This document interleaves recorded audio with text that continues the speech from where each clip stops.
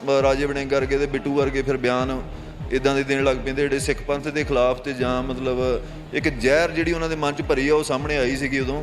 ਤੇ ਹੁਣ ਵੀ ਉਦੋਂ ਉੱਪਰੋਂ ਹੀ ਉਹ ਕਹਿ ਰਹੇ ਆ, ਬਾਕੀ ਅੰਦਰ ਖਾਤੇ ਦੇ ਉਹ ਨਾਰਾਜ਼ ਹੀ ਹੋਣੇ ਆ ਵੀ ਇਹ ਕਿੱਧਰ, ਇਹ 2 ਸੀਟਾਂ ਕਿੱਧਰ ਆ ਗਈਆਂ। ਮਤਲਬ ਸਿੱਖ ਪੰਥ ਦੇ ਜਿਹੜੀ ਭਾਈ ਸਰਬਜੀਤ ਸਿੰਘ ਦੀ ਸੀਟ ਆ ਉਹ ਵੀ ਬੜੀ ਮਤਲਬ ਮਹੱਤਵਪੂਰਨ ਆ। ਤੋਂ ਸਮਾਂ ਇੱਕੋ ਜਿਹਾ ਨਹੀਂ ਰਹਿੰਦਾ।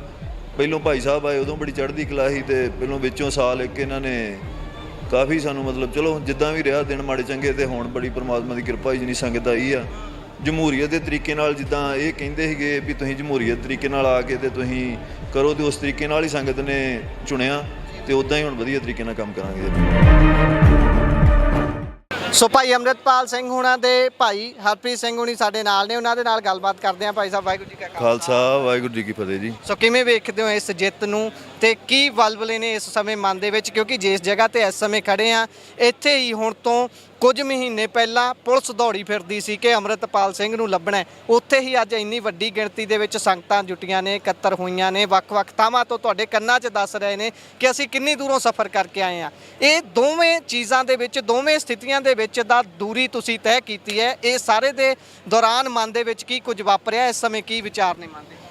ਨਹੀਂ, ਵਾਹਿਗੁਰੂ ਜੀ ਕਾ ਖਾਲਸਾ ਵਾਹਿਗੁਰੂ ਜੀ ਕੀ ਫਤਿਹ ਜੀ। ਸਾਰੀ ਸੰਗਤ ਦਾ ਧੰਨਵਾਦ ਕਰਦੇ ਹਾਂ, ਜਿੰਨੇ ਖਡੂਰ ਸਾਹਿਬ ਦੇ ਲੋਕ ਆ ਜਾਂ ਜਿਹੜੇ ਬਾਹਰੋਂ ਜਿੰਨੇ ਵੀ ਆਪਣੇ ਜਿਨ੍ਹਾਂ ਨੇ ਆਪਾਂ ਨੂੰ ਵੋਟਾਂ ਪਾਈਆਂ, ਜਿਨ੍ਹਾਂ ਉੱਦਾਂ ਵੀ ਮਦਦ ਕੀਤੀ ਸਾਰਿਆਂ ਨੇ, ਤੇ ਬੜਾ ਧੰਨਵਾਦ ਹੈ ਜੀ ਸਾਰਿਆਂ ਦਾ। ਬਹੁਤ ਕੀ ਕਹਿੰਦੇ ਹੁੰਦੇ ਆ, ਖੁਸ਼ੀ ਵੀ ਆ ਤੇ ਪਰ ਇੱਕ ਵਿਰਾਗਮਈ ਵੀ ਆ। ਮਤਲਬ ਦਿਨ ਜਿੱਦਾਂ ਦੇ ਚੱਲ ਰਹੇ ਆਪਣੇ ਸ਼ਹੀਦੀ ਹਫ਼ਤਾ ਚੱਲ ਰਿਹਾ, ਇਸ ਕਰਕੇ ਅਸੀਂ ਤਾਂ ਬੜਾ ਪਰਮਾਤਮਾ ਦਾ ਸ਼ੁਕਰ ਕਰਦੇ ਹਾਂ ਕਿ ਇੰਨੇ ਜੋਗੇ ਹੈਗੇ ਨਹੀਂ। ਸੰਗਤ ਦੇ ਨਾਲ ਹੀ ਸਾਨੂੰ ਮਤਲਬ ਜਿਹੜੀ ਉਹਨਾਂ ਨੇ ਇਹ ਸਾਡੇ ਦੇ ਮੋਢਿਆਂ 'ਤੇ ਜ਼ਿੰਮੇਵਾਰੀ ਦਿੱਤੀ ਹੈ, ਅਸੀਂ ਜ਼ਰੂਰ ਉਹਦਾ ਮਤਲਬ ਉਹਨੂੰ ਪੂਰੀ ਕਰਾਂਗੇ, ਨਿਭਾਵਾਂਗੇ।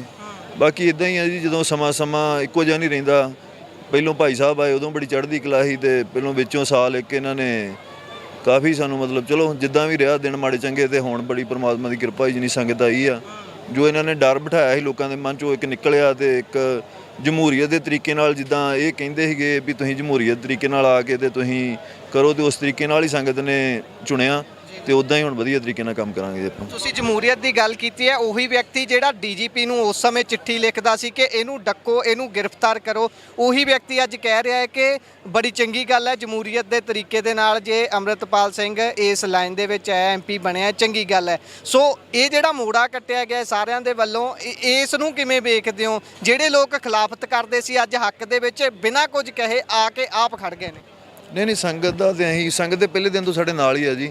ਬਾਕੀ ਜਿਹੜੇ ਕੜਮ ਚੌਧਰੀ 2-4 ਜਿਹੜੇ ਹੈਗੇ ਸੀ, ਇਹ ਜੀ ਮੌਕੇ ਦੇ ਇਹ ਹਵਾ ਦੇਖ ਕੇ ਮਤਲਬ ਚੱਲਣ ਵਾਲੇ ਆ। ਅੱਜ ਇਹ ਮਤਲਬ ਆਪਣੇ ਵੱਲ ਦੀ ਗੱਲ ਕਰਦੇ ਆ, ਤੇ ਵੋਟਾਂ ਤੋਂ ਪਹਿਲਾਂ ਇੱਕ ਹੋਰ ਗੱਲਾਂ ਕਰਦੇ ਸੀਗੇ। ਇਹ ਬਸ ਦੇਖਦੇ ਆ ਕਿ ਕਦੋਂ ਮਤਲਬ ਜਦੋਂ ਬੰਦੇ ਦੀ ਉੱਪਰ ਚਲੇ ਜਾਂਦਾ ਉਦੋਂ ਇਹ ਉਸੇ ਵੇਲੇ ਸਾਰੇ ਨਾਲ ਹੋ ਜਾਂਦੇ ਆ, ਤੇ ਜਦੋਂ ਮਾੜੀ ਜੀ ਇਹ ਮਤਲਬ ਇਹਨਾਂ ਨੂੰ ਲੱਗਦਾ ਵੀ ਸਾਡੀ ਕੁਰਸੀ ਨੂੰ ਖਤਰਾ ਵਾ, ਤੇ ਉਦੋਂ ਹੀ ਇਹ ਫਿਰ ਰਾਜੇ ਵੜਿੰਗ ਵਰਗੇ ਤੇ ਬਿੱਟੂ ਵਰਗੇ ਫਿਰ ਬਿਆਨ ਇੱਦਾਂ ਦੇ ਦੇਣ ਲੱਗ ਪੈਂਦੇ ਜਿਹੜੇ ਸਿੱਖ ਪੰਥ ਦੇ ਖਿਲਾਫ ਤੇ ਜਾਂ ਮਤਲਬ ਇੱਕ ਜ਼ਹਿਰ ਜਿਹੜੀ ਉਹਨਾਂ ਦੇ ਮਨ 'ਚ ਭਰੀ ਆ ਉਹ ਸਾਹਮਣੇ ਆਈ ਸੀਗੀ ਉਦੋਂ।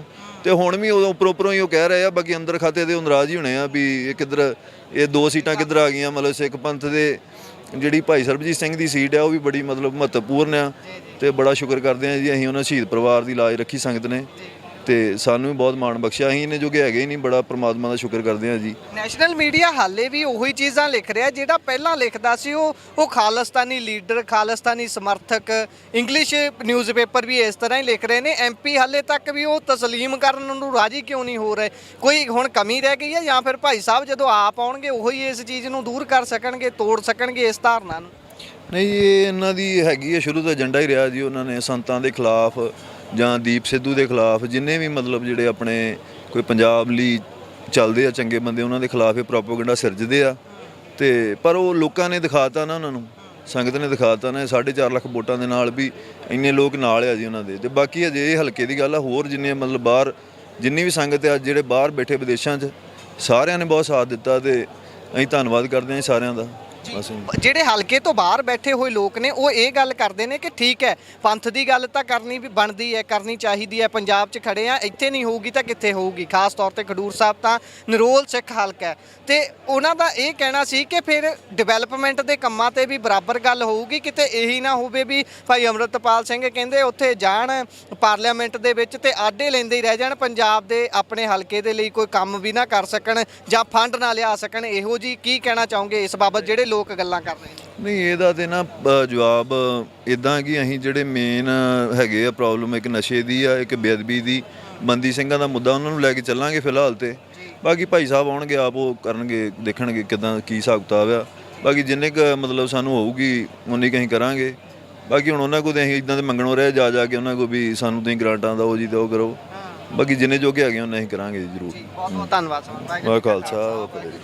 ਸੋ ਇਹ ਸਨ ਭਾਈ ਹਰਪ੍ਰੀਤ ਸਿੰਘ ਜੀ ਹੁਣੀ, ਜਿਹੜੇ ਭਾਈ ਅੰਮ੍ਰਿਤਪਾਲ ਸਿੰਘ ਹੋਣਾ ਦੇ ਭਾਈ ਨੇ। ਉਹਨਾਂ ਨੇ ਗੱਲਬਾਤ ਕੀਤੀ ਹੈ। ਤੁਹਾਨੂੰ ਗੱਲਬਾਤ ਕਿਹੋ ਜਿਹੀ ਲੱਗੀ? ਆਪਣੇ ਵਿਚਾਰ ਰਾਏ ਟਿੱਪਣੀਆਂ ਜ਼ਰੂਰ ਸਾਂਝੀਆਂ ਕਰੋ।